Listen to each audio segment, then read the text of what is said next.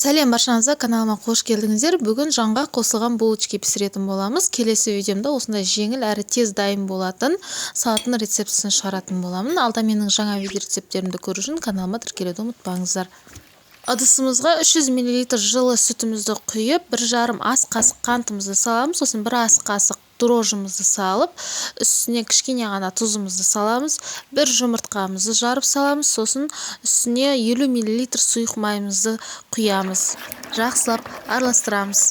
Алдын ала електен өткізілген ұнымызды қосамыз. Ұнның әркімдікі әртүрлі болады. Тығыздығы сол үшін бірден ұнымызды қосып жүрмейміз. Аз-аздан қосып қамыр елейміз. Жұмсақ болу керек булочканың қамыры. Енді кішкене сұйық майымызды құйып, тағы да 1-2 рет иіліп, жылы жерге орап қоямыз.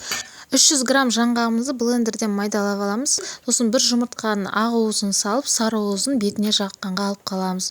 3 ас қасық қантымызды салып, енді барлығын жақсылап араластырамыз. Начинкамыз дайын болды. Енді ашқан қамырымызды жайып ішіне салатын боламыз. Мінекей қамырымыз әдемі болып көтеріліп шықты. Дастарханымызға кішкене ұн себеміз де видеода көрсетілгендей кішкене қамырымызды қайтарамыз.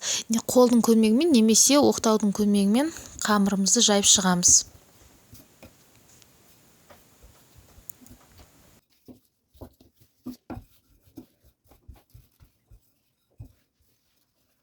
Неке қамырымызды жайып болдық. Енді жаңғағымызды жайып, видеода көрсетілгендей қамырымызды 2 бүктейтін боламыз.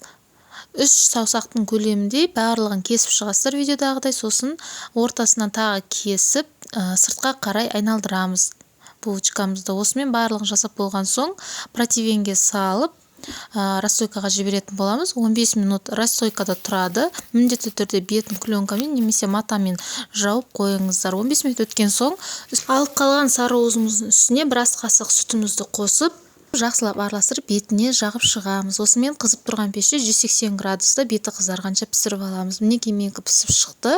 Қазір өте ыстық болып тұр. Сіздер де жасап көріңіздер, өте дәмді болды. Ерекше жасалу жолы. Менің каналымда көптеген қолжетімді рецепттер бар. Каналыма тіркелуді ұмытпаңыздар.